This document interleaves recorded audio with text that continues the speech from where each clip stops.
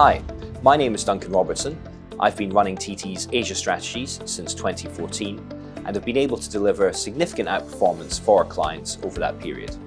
In the short video, I'd like to highlight why we are so excited about Asia ex-China as an asset class, discuss the diversification benefits Asia ex-China brings, and most importantly, highlight why we think we're ideally placed to deliver alpha in Asia ex-China. We think Asia ex-China is an exciting asset class because it offers you exposure to two very distinct yet equally attractive opportunities.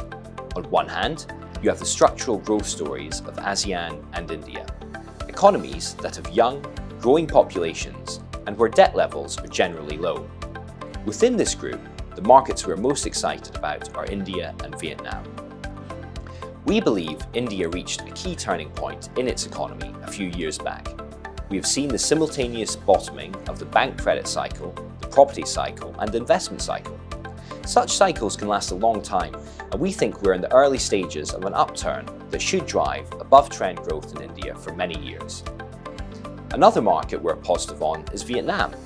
In Asia, export performance tends to be very important for earnings growth and market performance. Vietnam is an economy that has shown consistent gain in export market share. It has diversified its export base and moved up the value-added curve. We believe Vietnam will continue to deliver strong gains in export market share. Meanwhile, cyclically, we believe the global economy and the global trade cycle is picking up. This means that it should be a particularly favorable time to be investing in Vietnam. The market is also cheap and over the long term will benefit from emerging market inclusion. So those are the structural growth markets we favor. What is the other distinct opportunity I referred to within Asia ex-China? That would be Korea and Taiwan. Now those markets don't have good demographics. In the case of Korea, the demographics are worse than China. Indeed, arguably the worst in the world.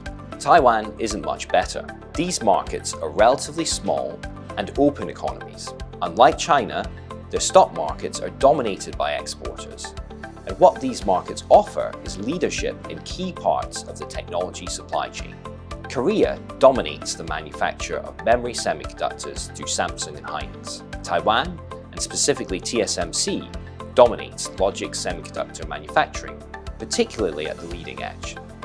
The tech supply chain supporting these giant leaders in both countries is vast and provides significant opportunity for investors.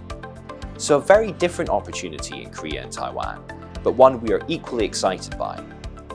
Given these opportunities are distinct, we believe you get enough diversification within Asia ex-China. You don't need to add China into the mix with its greater political and geopolitical risks. Of course, the starting point, particularly for Asian investors, is often one of having too much exposure to China.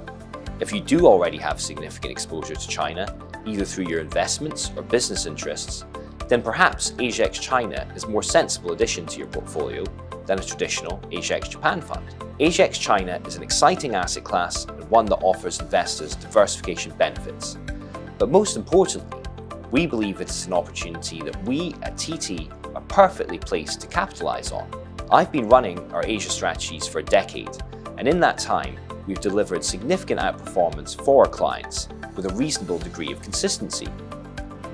We have done that through diligently following a philosophy and process that balances quality, growth, and value, and integrating our top-down work with bottom-up analysis to ensure that our portfolios always benefit from top-down and thematic tailwinds.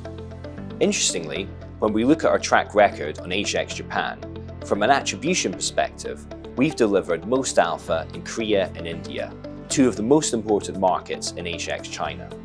We've also enjoyed outsized contribution from the markets of Indonesia, Vietnam, and the Philippines.